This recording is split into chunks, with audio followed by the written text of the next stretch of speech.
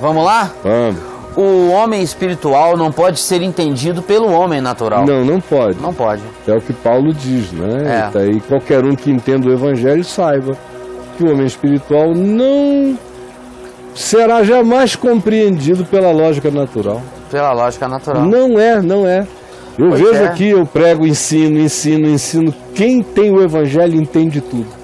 Quem não tem, cara, parece que você está falando ao contrário. Exatamente. Não entendem nada. É disco rodando ao É contrário. cegueira mesmo. É. E aí? Pois as coisas que ele diz, né, e vê, só se discernem espiritualmente. Então como é que você vai compreender o olhar do Evangelho se você é carnal ou se você nem nasceu de novo? Eu estou falando uma língua de marcianos para você. Sim, Caião. Entendimento espiritual é ver as coisas com a mente de Cristo, que é o ethos, o conteúdo do Evangelho da graça de Deus. Isso é porque nesse texto eu estou explicando o que é que Paulo chamava de entendimento espiritual. E entendimento espiritual decorre do fato de que você optou por olhar a vida a partir do olhar do Evangelho. É esse olhar que te dá entendimento espiritual. Esse é um texto que todo mundo deveria ler e meditar nele. Pode continuar. Que é o ethos, o conteúdo do Evangelho da graça de Deus. Quando alguém passa a olhar a vida, a si mesmo, ao mundo, ao próximo e todo o universo que ele discerne com esse olhar, então é porque o entendimento espiritual o possuiu. Do contrário, nunca. É. E aí? Além disso, o entendimento obedece a uma única lógica, a do amor. Claro, se você não ama, não tem chance de haver entendimento espiritual para você jamais. Lindo. Jamais o Evangelho vai ser compreendido por você. É. Jamais você terá entendimento espiritual, porque a chave do entendimento espiritual é o amor que atua na verdade. E aí, se não houver isso, se não houver amor, nada aproveitará. É isso. Então, brother. Pois então, a única lógica do amor que se manifesta aos homens como graça. Como graça. Portanto, ele obedece à lógica da loucura. É a loucura do Evangelho, que não é aceita pelo mundo. O meu reino não é deste mundo, eles não compreendem mesmo. É uma lógica que está para além do imediato, das lógicas deles. Aí você fica chamado de louco, tratado como louco, e você tem que admitir que para esse estado de coisas o Evangelho é loucura. Olha.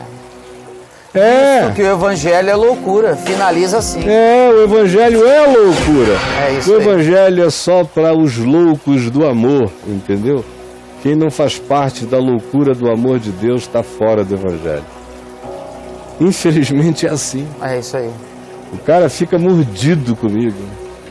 Ficam com ódio. Mas o Caio disse que eu não sou cristão porque eu não tenho esse olhar do Evangelho. Não é cristão. Você pode até ser um cristão do cristianismo, mas você não é um cristão de Cristo, nem é um discípulo de Jesus. Isso eu posso te garantir, meu irmão. Sem te mandar para lugar nenhum. Eu posso dizer só que você não está no ethos. Não está na casinha e na cobertura do Evangelho. Não está. Isso eu posso te garantir. Se as escolhas que você faz não são as de Jesus, você não está no caminho. Se o que você chama de verdade não é o que Jesus ensina, você não está no caminho. Se o que você chama de vida é o que o Evangelho chama de morte, você não está no caminho. Infelizmente é assim. Porque o Evangelho é entendimento de Cristo, não é uma religião. Quem acha que pode ser cristão e ser qualquer outra coisa que escolha, é quem é ainda cristão de Constantino, cristão do cristianismo, cristão da religião. Porque o cristão de Cristo, o cristão do Evangelho, o discípulo de Jesus, sabe que o Evangelho não é compartimentalizável. O Evangelho não é um pedaço da equação da nossa vida. O Evangelho tem que ser o todo da nossa vida, ou então Jesus Cristo não é o Senhor. Qual é a dúvida? Qual é a dúvida? Qual é a dúvida? Eu tenho que combinar com mais alguém? Sempre foi assim, por que será diferente? Qual é a dúvida? Qual é a dúvida em nome de Jesus? Eu te imploro, me responde, qual é a dúvida? Qual é a dúvida? Escolha. Escolha quem você serve, escolha seu caminho, mas não é evangelho. A trilha da maioria de vocês não tem nada a ver com Cristo. É aquele tipo de coisa que você vai ouvir Jesus perguntar: de onde é que eu te conheço? Eu nunca te conheci.